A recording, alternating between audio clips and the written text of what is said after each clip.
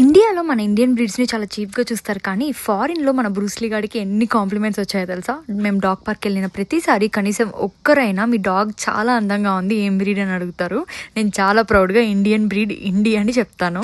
And ఇంకొక sweet lady ఏమో Bruce Lee dobby అన్న తమ్ముళ్ళ అని అడిగింది. కాదు, బ్రూస్లీ గాడు ఇండియా నుంచి వచ్చాడు, డాబీ గాడిని ఇక్కడ అమెరికాలో అడాప్ట్ చేసుకున్నామని చెప్తే ఆమె అయితే షాక్ అయిపోయింది.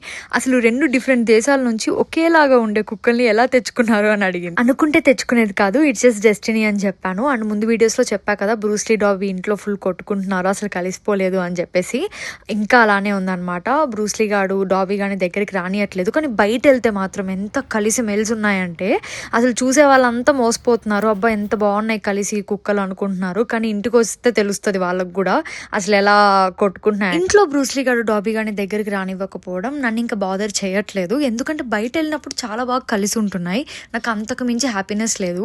ఇద్దరు అన్న తమ్ముళ్ళు కాకపోయినా బయట వెళ్ళినప్పుడు మాత్రం అన్న తమ్ముళ్ళనే బిహేవ్ చేస్తున్నాయి అనమాట, ఒకటినొకటి బాగా చూసుకుంటున్నాయి.